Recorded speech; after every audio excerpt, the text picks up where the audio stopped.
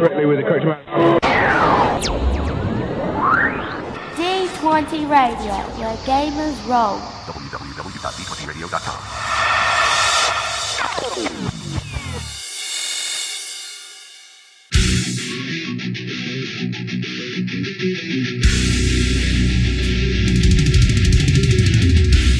Welcome to Me and Steve Talk RPG, the podcast where me and my friend Steve... We're playing games this time.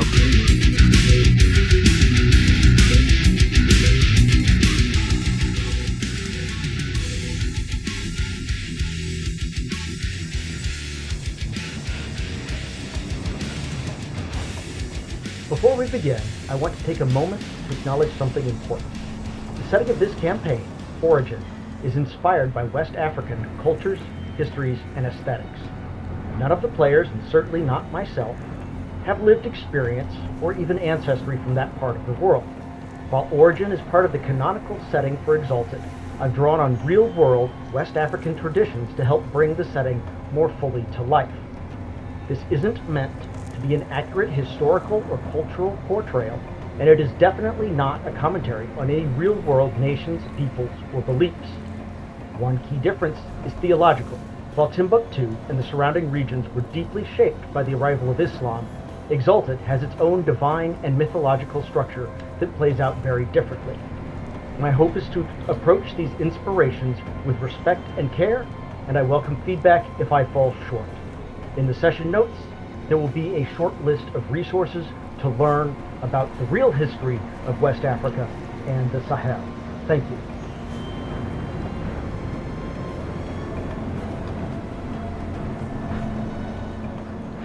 All right.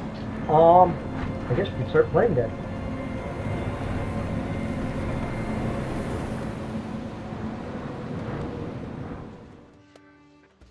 Let's just go around, introduce yourself and your character real quickly, because each session of ours generates about 3 episodes worth of fodder, and then if they release them every other week, then it's 6 weeks since our last session beginning, so it's probably a good time to reintroduce your characters.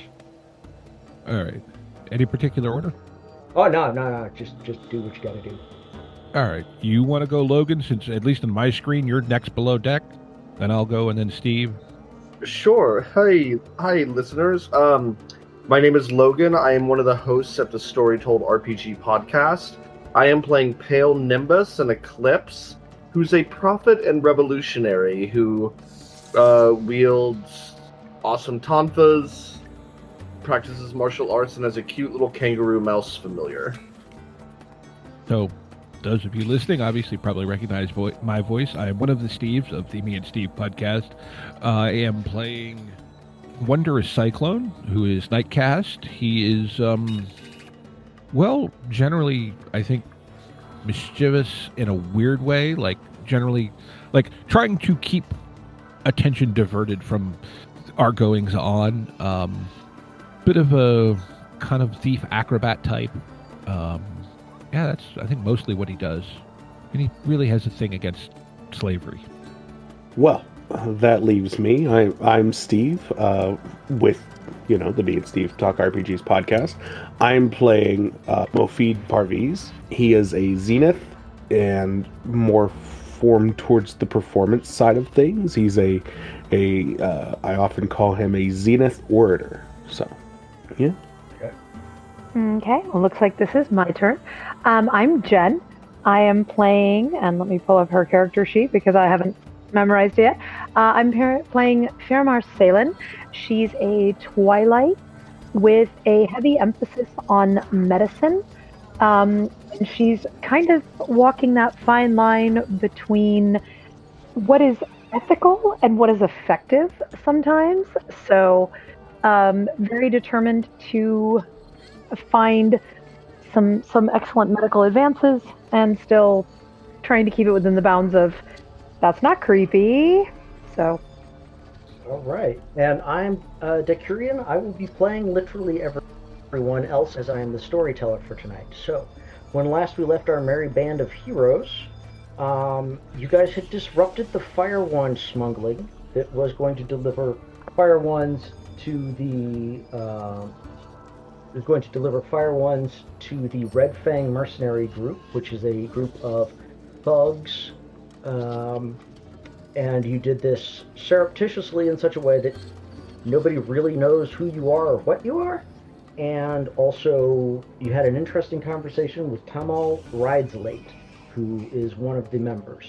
Well, in fairness, we didn't learn that they were smuggling them in for themselves until after we were very, very involved in actively taking them. That's true. We didn't. We knew they were being smuggled in. We just didn't know for whom. That's true. You guys also have a letter that you're morally obligated to deliver, at least by the standards of the local culture. And you have identified a spy for Gem, who is operating as Madhu Jarek, the merchant, the Gem merchant.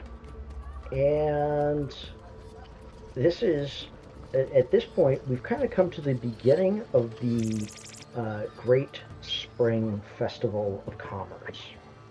The Great Spring Festival of Commerce opens with a fair bit of pageantry that is overseen by the priesthood of Adamant Sulrak, the god of just commerce. He's one of those guys that's all about, honoring your contracts and, paying a fair wage for services and, not price gouging in an emergency, but, it's like the honorable commerce. That's what he's all about. He's not the god of late stage capitalism. But the priesthood will conduct sacrifices, and the merchants and local aristocrats, this is kind of a time to flaunt their wealth and show it off, and they're donating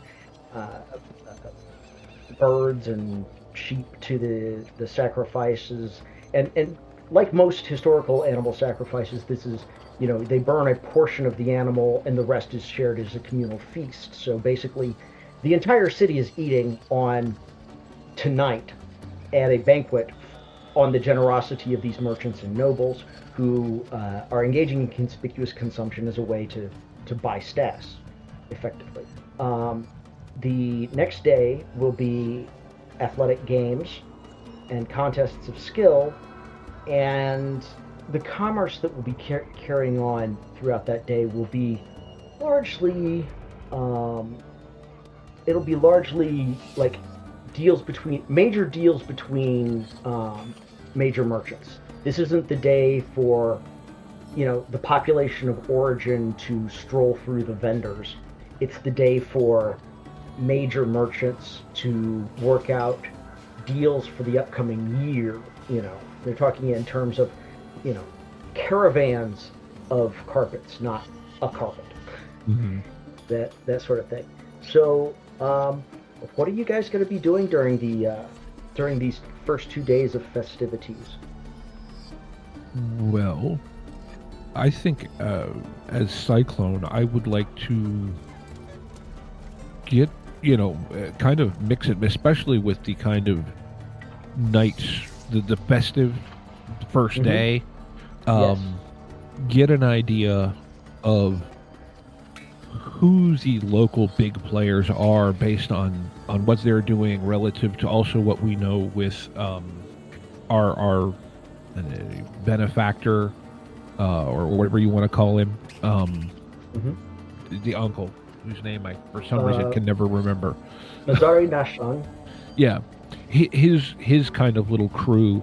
Just kind of get a sense of where they seem to fit in this hierarchy, and if there appear to be rivalries between that group and any other groups. Because, my kind of mental plan is that we need to kind of get these merchants to kind of ally and network amongst themselves to eventually boot out the gem influence. Right. So the three biggest merchants that you know, Javed, Ombari, Saida Harun, and Rafiq Al-Baz, are all like they are people at the top of their game, at the top of the socioeconomic status. They are major players. They are the ones making the deals in the. They're the ones making the deals over expensive imported alcohol on the second day of festivities, while most people are watching wrestlers and riders and archers and javelin throwers and so on. And Javed mostly deals in desert trade routes through the north, or to the north. Everything goes up north: gold, slaves, ivory, exotic products. Carpets actually go up to the north. Sugar goes north. There's a couple other products, and salt in massive quantities. There are rock salt mines that it's one of those products that never is going to not be valuable. Oh, I'm trying to remember back to the map that we used initially. Yep. Gem is also to the north, generally speaking, correct? Yes. So Origin is, in a sense, the gateway port from the resource area more towards civilization. Yeah, I would definitely. Oh, I'm sorry. No, Gem is to the south. So Origin is kind of the. It's where the gems and mineral resources of Gem and the agricultural and salt and mineral resources of the Ama Basin. So Gem tends to go. Gem has a lot of, as you would expect, jewels and some precious metals, whereas Origin, in the hills around the Ama Basin, they have gold mines and salt mines. And they trade north. They go up past 12 River Sea and then take the Diamond Road up to the lap. Okay. Which is about a 3-month trip, as you all would recall. Okay, so we're almost the commerce hub to them being more of a resource hub. Yes. And the other thing is one of the few overland routes from the Mayu coast goes through the Ama Basin and ends at Origin. The Mayu coast, silk, tea, a lot of those sort of products. Okay. So there's no reason that Origin can't be at least an equal power player in the region socially. Yeah, I mean, and until the past century or so, Origin was kind of first among equals among the Savo cities. And if you go back even further than that, they were the dominant city. Okay. So our contacts that we've been brought into through Mazari Nishan are among the kind of upper level of the merchants. Yes. Okay. Mazari Nishan himself is like second tier, but that's still pretty high. Right. So to speak, he's the small fish in the pond that we are connected with. Yes. Okay. So yeah, I think I'm kind of looking also to see, and I have a feeling this type of thing is going to bring out the showmanship and the staging. So are there any particular merchants trying to upstage that association? No.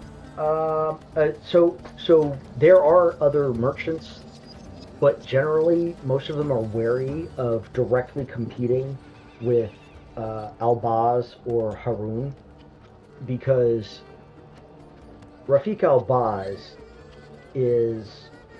he's the kind of guy that like, he doesn't pick fights, but if you pick a fight with him, you try to cut in on something that he believes is his, he's not going to send assassins. No, he is going to undercut you.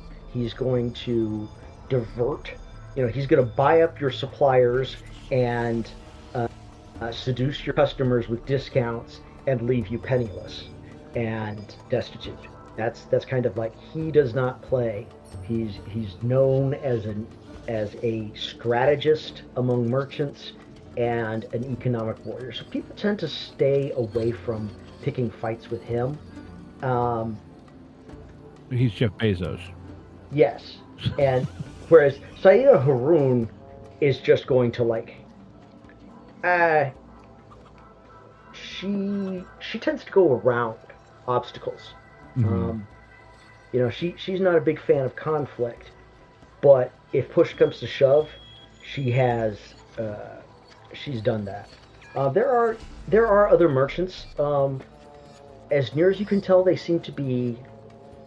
As near as you can tell, the rivalries are largely economic and commerce based.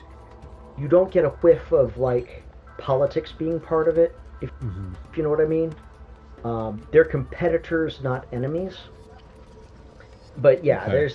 there are some, and one of the ways they're flexing is by hiring poets and singers to perform for the crowds.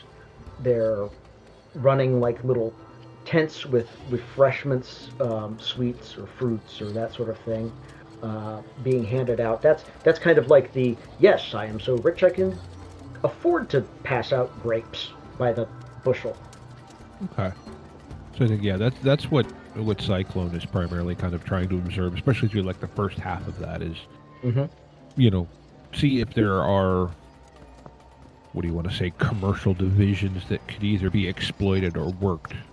Or, in this case, it appears that there's more of a, we're all on the same team, even if we're all trying to be better than each other, which also works for what I think we need to do.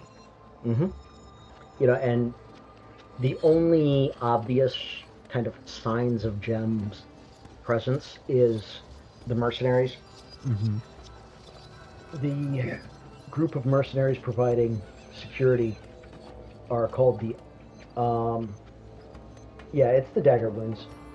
Again, they're the very professional, they're the very professional force.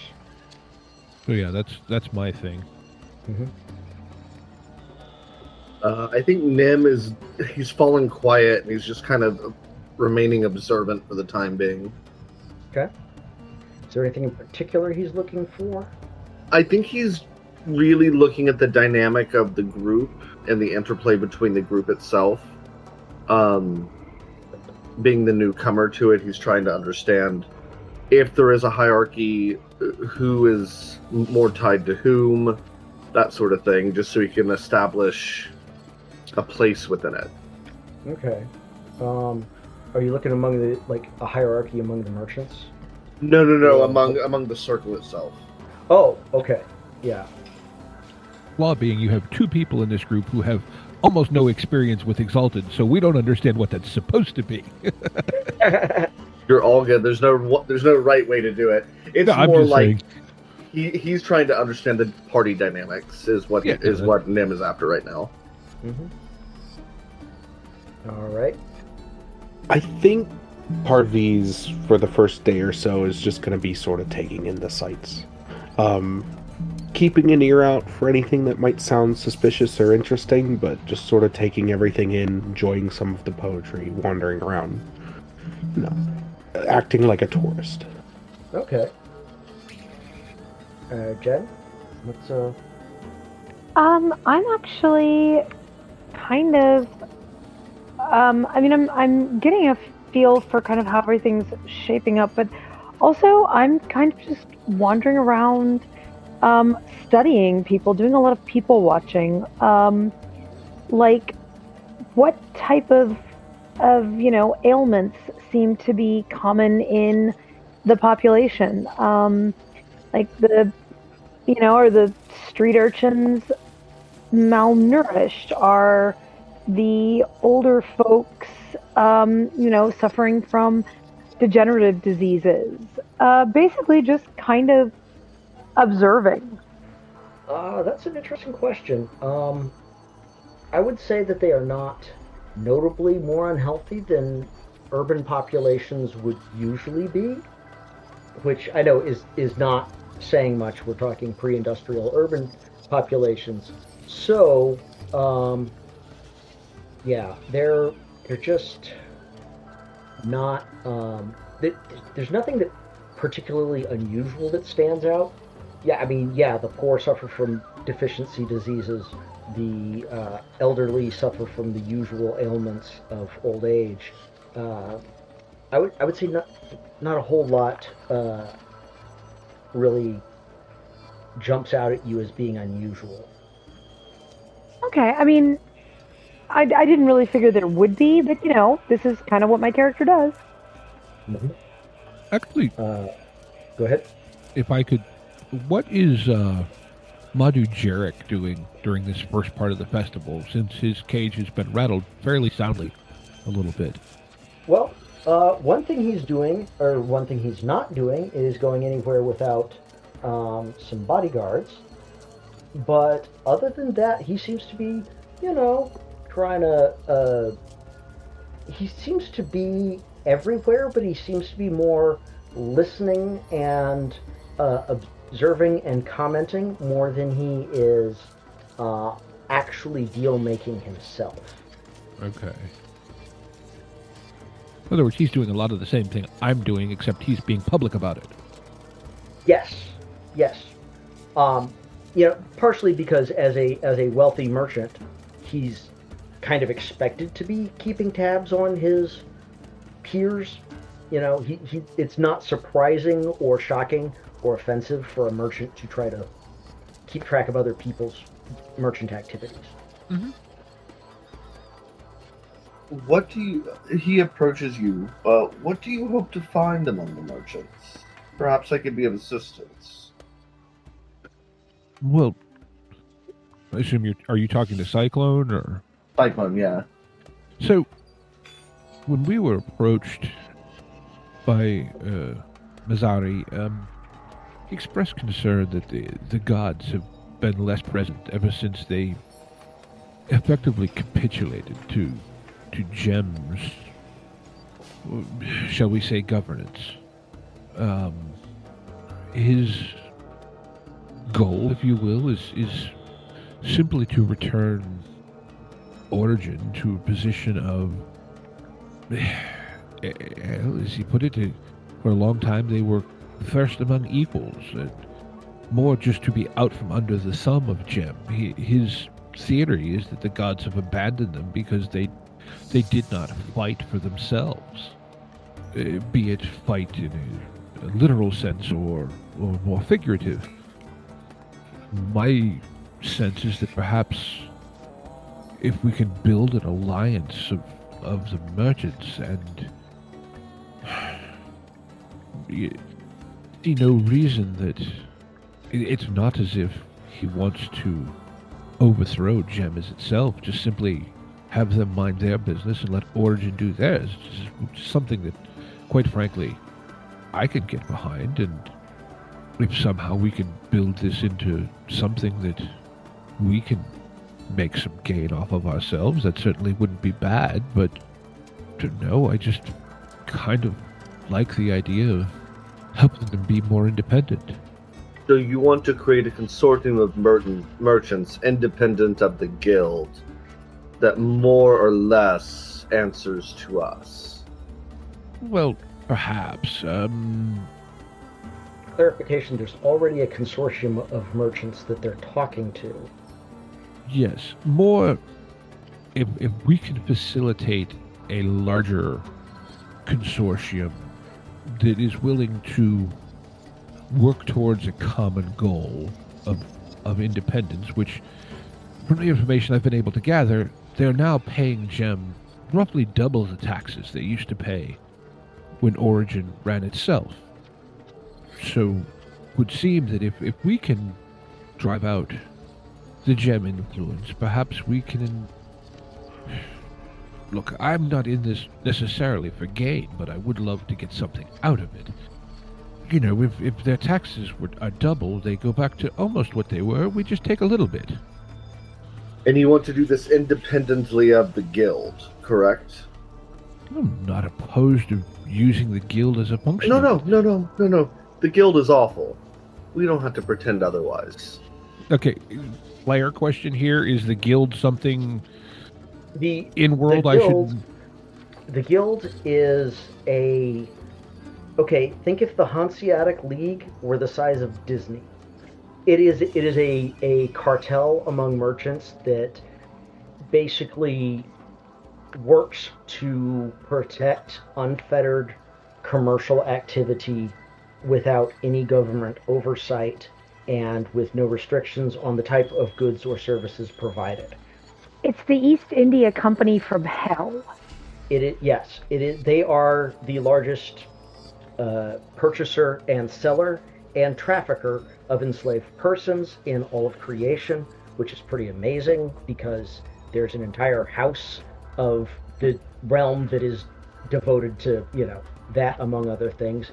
They tend to do a lot of manipulative things around pharmaceutical access and drug smuggling, and they basically, if a government bans any sort of commerce, they're going to try to lobby first with gentle economic pressure, then with more blatant economic pressure to get the ability to sell that product again. Okay. To include opium, to include heroin, like they're skeezy people. Okay, and like a political leader in their own right, in a lot of respects. Yes. I think, given that information, I don't think Cyclone is very keen on the guild. Not so much against, if you will, their general ideals of free commerce, but certainly their methods and specifically the trade of the enslaved is definitely not something he's on board with. Totally. So, yeah, and in Origin, because it's so far from the core territories of creation, the guild has a presence. It is relatively minor. It heavily predominates in the purchase, sale, and transshipment of enslaved persons. So that's where you're most likely to see guild marks and guild factors and whatnot. A lot of the other types of commerce are outside of their reach as of yet. Okay.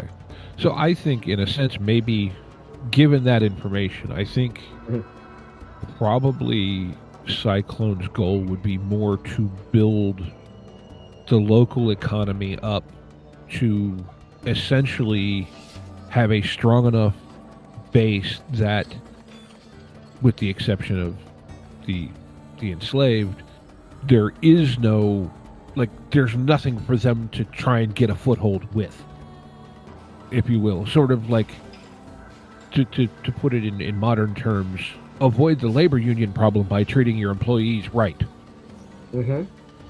So, yes. Nim watches Cyclone explain what he's trying to do. Just his smile getting bigger and bigger each time.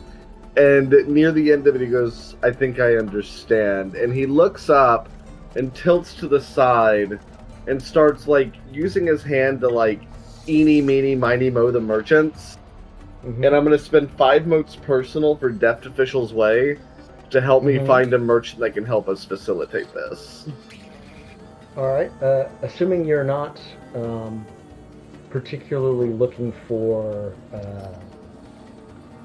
assuming you're not looking for anyone who's already involved in the conspiracy that you know of. Right. Right? Yeah. So basically, by spending a day in the... Oh, wait, no, that's the wrong one. The lawgiver becomes preternaturally adept at navigating through bureaucracies. I can naturally sense who to talk to in order to produce results, who expects or is amenable to bribes, which functionaries are actually useful or friendly, and which are officious tyrants abusing their meager sliver of power. It also lets me add my bureaucracy score to read intentions, actions, of any ability, so long as it helps me in producing a desired bureaucratic result, such as obtaining a license, gaining a passport, or securing an audience. So it's letting me sense who to talk to, then when I talk to, I'm better at reading their intentions. That kind of leads you towards a a merchant that appears to be primarily a cloth merchant. She's setting up her displays. Did you say clock or cloth? Cloth. Okay. And I'm not talking like ordinary cloth, high-grade indigo dyed cloth, silk blends, the ceremonial weaves that are frequently used by nobles and priests. And yeah, she's overseeing her employees. You know, she seems to be relatively detached from a lot of the goings on. Very much looks like a woman who is worried about her business and not everybody else's business. Right. And if you watch her for a little while, you'll see other merchants come by and speaking to her very respectfully, but then you know, and if they have a business proposition for her, that's one thing. But even if they're just passing by her socially, she's very. They seem to go out of their way to greet her. Okay. Cyclone, you're up. I'll support you in whatever you need, of course. Well, so you'll have to, listeners, fellow people in the game, you'll have to forgive me as I don't remember the names of the gods. Adamant Sulcra is the commercial one.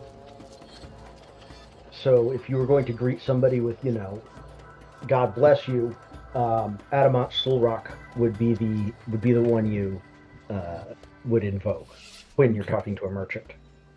All right, so I think yes, we'll approach this merchant, and you give the appropriate, be it a bow type gesture, you know, and a greeting invoking, you know, Adamat Sulrock, greetings and the blessings of Adamat Sulrock to you, or something of that nature. She bows and says, "You have very obviously come a long way. What brings you to my humble establishment?" Well, let us say that I am perhaps someone of... Yes, I travel about doing things and attempting to help people establish or maintain their independence. When he says that, can I do a read intentions on her to see if I can figure out her place in this market, and like why people defer to her? I think you probably could. Okay, so that is perception socialize plus my bureaucracy to the read intentions roll. Okay. Do you prefer us to use the dice roller and roll 20, or can we roll physical? I can't absolutely do not care. Okay. Socialize 3. Okay, bureaucracy. And then I guess for my stunt, what Nim is doing is, as this conversation's happening, he's adjusting his body language to look more deferential to Cyclone, to be almost like a partner or security, like a bodyguard, to make Cyclone look a little bit more influential than he actually might be otherwise. Okay. 2, 3, 4, 6 successes on read intentions. All right. And which did you want to learn her reaction to Steve's comment, or Cyclone's comment, or did you want to what exactly? I want to learn if I could find out perhaps maybe her defining intimacy. That could be interesting. Her defining intimacy is a deep desire for both commerce and peace. Don't have it exactly written down, but she associates commerce and peace with prosperity. You know? Okay. And as if you have only one of those, you can't have true prosperity. Got it. Okay. I will put that in my back pocket for just a minute, but I have a plan for that soon. Okay. She smiles, and when you talk about independence, and she says, I don't know of such things. I'm a simple merchant. I trade in thread, not blood. Oh, indeed. And who would trade in blood if there were any other option? And yet there is. And Oh, she's sort of like, she is not offering you coffee or tea, just so you know. No, and like, yeah, I'm not trying, like whether it's coming across as how I'm saying, he's saying it in kind of what I'm trying to get across is that I'm not out for violent revolution either. Well, trade is the backbone of this city, is it not? And they're very much what the gods oversee, is it not? I mean, some of them. And she sort of like nods respectfully to a small statue of Adamat Solrak in the corner of her shop. If I may interject for a moment, the world right now is difficult. I am away from home, searching for those who can help me, and have found people that I can help. Peace and prosperity are vital to any society, but so many abuse the power that they gain once they find those two things. And she just shakes her head and says, I'm sure I don't know about that. This is,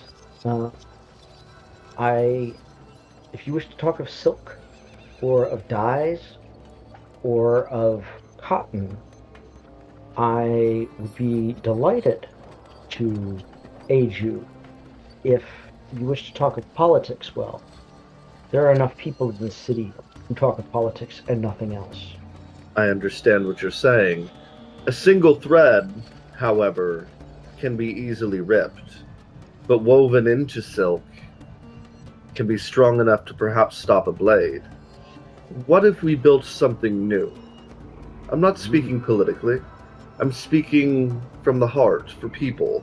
Something that can bring peace to people. Well, then it would be something very powerful indeed to bring peace to this corner of creation. And something tells me that's something very dear to your heart. It is dear to mine as well. Yes. Unfortunately... Look around. Mm-hmm. We have all of these merchants here, all trying to survive, aiming for success, playing in a system built to keep them from doing so. What if we rebuild that system? She says, well, then the goal is all well and good, but many times I have heard political idealism shouted from the rooftops, and the cost has been unbearable. That's because shouting from the rooftops rarely accomplishes anything. Action accomplishes things. So words alone cannot fix a problem. There is like no way you would not notice this is touching on something personal to her. Perhaps we could work together for the greater good. She says, well, you'd have to demonstrate to my satisfaction that the greater good doesn't involve fire and blood. Absolutely. What would I have to do to prove that to you? Tell me your grand plan change without leaving piles of corpses. He looks around the market. Are there any vagrants or homeless around? I mean, there's always panhandlers. I still have Deft Official's way up, because it's seen long. I want to find one, or sense one, that I could approach that truly is, like, down on their luck, and like if they could just be given an opportunity to prove themselves, that they could make something of their life. Yeah, that's not a hard thing to find. The truly impoverished, like panhandling, tend to be a mix of people with severe health problems, including mental health, and people who got unlucky. And and it's kind of mixed up, but that's the two groups that tend to end up truly down on their luck. So you can find some people who are. I'm looking for someone specifically unlucky. Yes, you can find one very easily. I approach them. I say to her, "Give me 20 minutes," and I leave her stall. I go find this impoverished person who's just unlucky, and I approach them. "Excuse me, can I have a moment of your time?" And he just sort of looks at you a little oddly and says, "I have nothing but time." "What would you say if I offered you an opportunity to improve your life?" I'd ask what you wanted. "I want many things, nothing from you specifically. But I am trying to show someone that opportunity creates more." And he just sort of looks at you oddly and says, "Do you want to improve my life to win a bet?" "No, I want to improve your life to improve the world." He says, "Well, I'm not entirely sure how those two things tie together, but I mean, if you're offering, as I mentioned, have nothing but time." "Come with me then." And he sort of shrugs and follows you. I bring him back to her tent. I'm asking his name along the way. His name is Baram. Baram. Aram?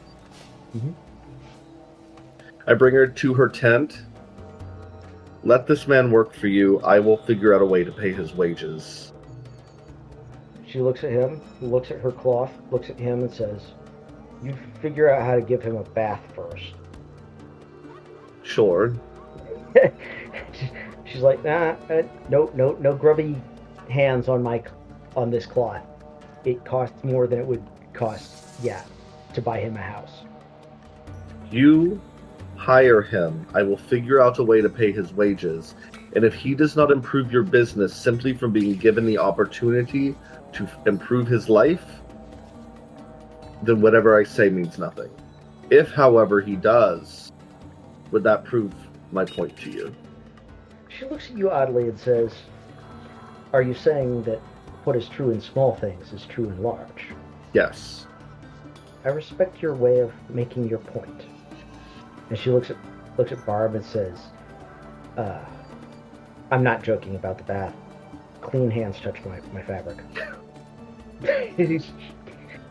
To kind of diffuse it, Nim kind of leans over and goes, "I was too dirty to touch the fabric too. Don't worry, it's not personal. Or it is personal, but it's not personal to you." Nim probably does need a bath, for the record. Yeah. There are actually bathhouses and so forth in there are not many, but there are some. I know we used one earlier when we first got to the city, so we would know at least where those were. You know about an inexpensive one that catered to foreigners, but a perfectly good one. So, yeah, I think at some point Cyclone wants to kind of have a little deeper conversation with Nim here, and somewhere in our travels, maybe kind of quietly while this guy's following us, or maybe while he's bathing, whatever. You're so much better at articulating my ideas than I am. Strange as it is, I understand what I want to do, but I don't necessarily know the best steps to achieve it. Well, then we should work together. I think you are probably a smarter individual than I am. I just simply know how to use my words. It often got me in trouble with my mother, I will admit, but it is a useful skill. Then long time since I was in trouble with parents, at least my own. So, yeah, finding the bathhouse that caters to the foreigners, it'll run you a fairly trivial sum of silver, and there's common baths, and there are attendants who have have additional fees for additional services, massage, oil, perfume, hair braiding, exfoliation with bark cloth, and they have a warm room, a warm room, and a hot room, and they don't. This is not nice enough to have a cold plunge pool because that requires like magic, especially at this time of the year. But yeah, it's not massively crowded, but it's definitely a communal space that is a point of social interaction, like in the Ottoman Empire or the Roman or anything like that. There is a lot going on here. There are minor business deals, there are matchmaking, there is just straight gossip, there's dudes hanging out because, they're good friends, there's teenagers seeking illicit, unapproved by parental unit interaction with the gender of their preference. It's busy, and you're not going to get true privacy, but it's a thing. Well, no time like the present. Yeah, I think, you guys, I'm just going to kind of keep on the lookout, see if, I'm still trying to get a sense of, there has to be some sort of underground, underworld element in this city that I just haven't seen yet. Okay. That's one thing I think Cyclone has kind of been on the lookout for is like, look, any population center is going to have it. Where is it? And that's also, so maybe they're bathing and he kind of just goes off and skulks around a bit to do that. All right, real quick follow. I'd like to kind of shift back. Is Parviz or are Parviz or Saelen planning on doing anything? Kind of with the hang on just a sec, I gotta figure out what's making this ticking noise, but kind of with the whole I'm people watching and looking at people to see like what their ailments are, and I know that we're kind of looking for information about stuff going on in the city, so I'm going to start concentrating on the street rats. They pretty much have no health care, and so, talking to them, treating any little scrapes or bruises, and then just talking with them. What are they seeing? Offering one of them, some coin to go get me some food. Just kind of starting to kind of get a feel for the street urchin network. So, yeah, most of what you're going to run into there are parasites, and parasitic worms, and scabies, ringworm, all as well, not just gastrointestinal ones. Mild rickets, iron deficiency, anemia, that sort of thing is what you'd most likely be finding.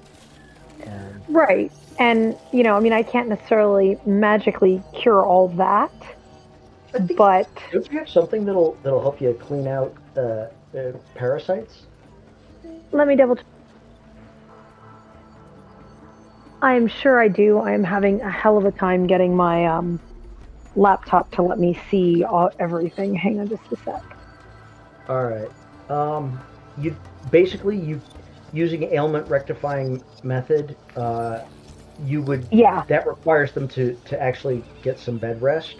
But I would say you could probably compound certain medicines that would not immediately, but over time, fix that up. Yeah. Also, wound. What is it? It's not wound mending care technique. Most of them don't For have any- a whole lot of wounds. Yeah, Most of but I them mean, don't have- I mean, some of them are going to have infections. I mean, and not just parasites. Yeah. I mean, these kids, Mhm. dirt getting into wounds will cause even minor infections. Yeah. And Yeah.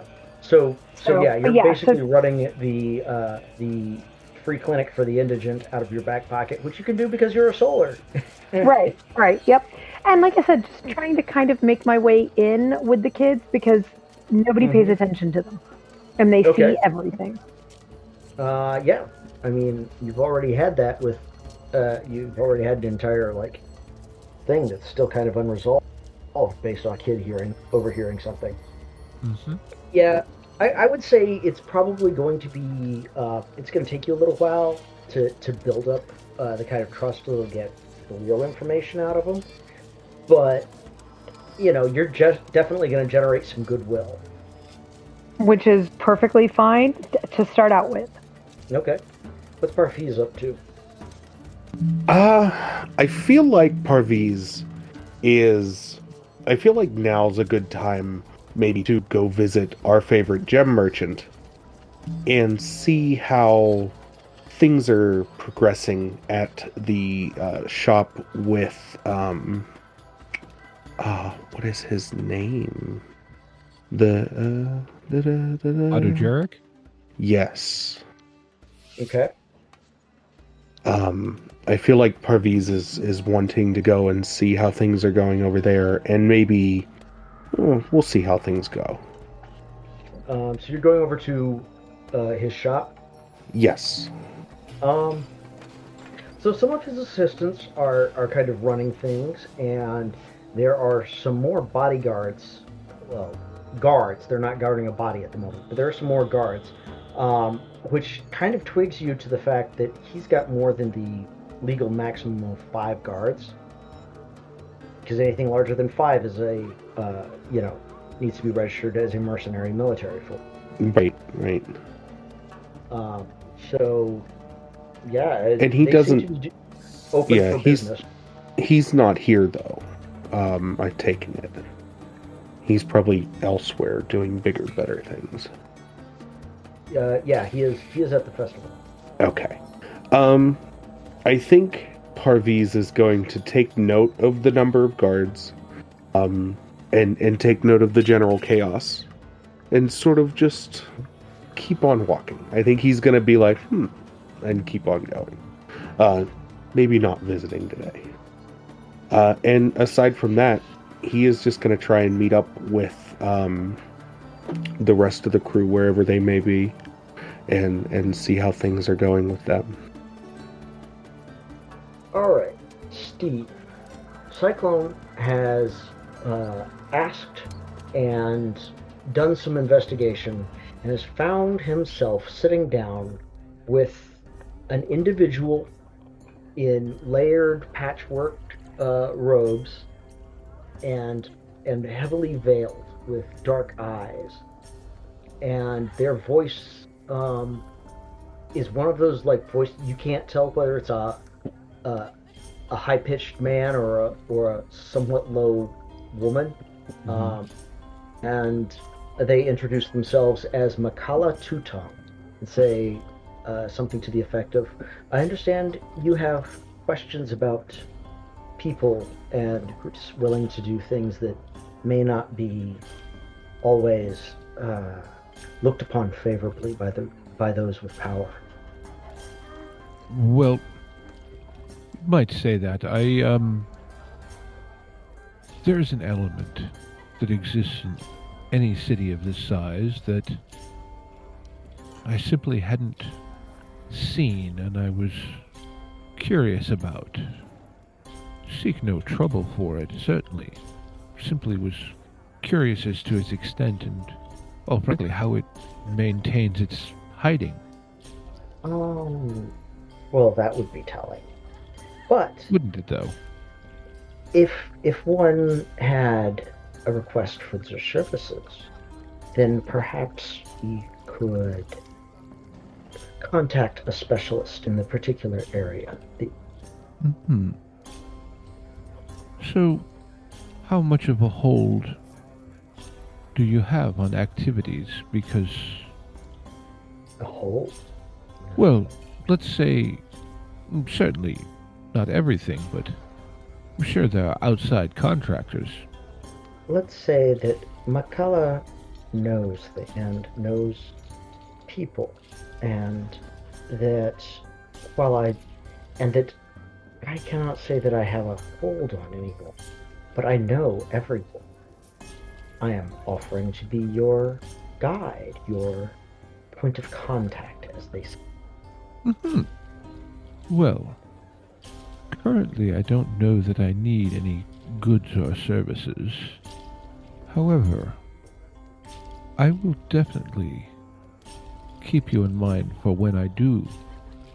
I'm not going to try and dig back through my notes. Did we actually have a name for the assassin that was at the boarding house? I don't recall. I have a name. I know I have a name, but I don't believe you saw any documents with his name on it, and he certainly didn't introduce him. No. More, I was looking to basically say the assassin that was taking up room at the...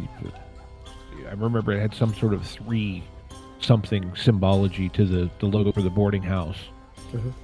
Was that one of yours, or... No. Was that... No. Makala... No. I do not keep track of those who work for governments. I keep track of those who are independent I think at that point there's kind of a slow smile comes across Cyclone's face. Well, that is exactly what I was looking for. Although, well, not exactly a secret, but find it interesting that you say he worked for a government. Well, did he not? Perhaps. I have my suspicions as to his employer, but... I think you have rather more than that. Well, that may be, but... Let's be honest. In our business, one doesn't tell, do they? Oh, one does if one wants the services of one who is willing to be paid in information. Or at least one could. Many people have more interesting information than they have disposable silver. True. And Makala has a network of persons who owe them favors. So... Yes, Makala is all over the place referring to themselves in the first or third person. Mm-hmm. It's... Yeah. So, I'll tell you what. I can confirm that that assassin was working for an agent of a specific government. But I do seek some information in return. Makala nods, smiles, and says, "We are well aware of his employer. What information do you seek?" Do you have any information on who the spider is? Oh, that's a good... I believe they all lead in a very shiny direction, if you will. What do you know of the spider? Ishad, the spider. I know he's somehow involved with the mercenaries, or at least elements of them. And I fear he is, well, perhaps an agent of the government, up to things beyond, out for more than the interests of just that government. Well, that wouldn't be too surprising. I suspect that the truth is rather like his stock in trade. Strike it at the right angle, you get a thing of beauty. Strike it at the wrong angle, you get a handful of powder. Oh, as one often does. One could. Now, I will give you one more piece to solidify my bond of five. But this is the only thing you get from me for free. There is someone in the city who does not know they are looking for you, but they are. If you aid them, you will make many allies. Listen when the veteran speaks. I believe we are done here, concealing shadow. And Makala stands up, bows, and departs. Mm-hmm.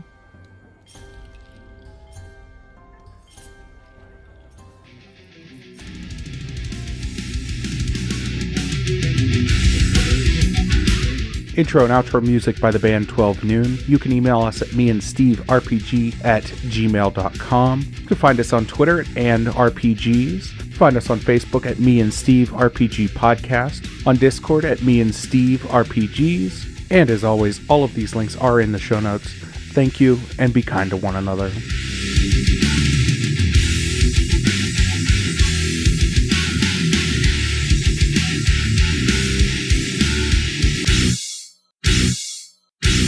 How much for the cigar? Cigar, $20, dog. You gotta go down the street to the store and buy that.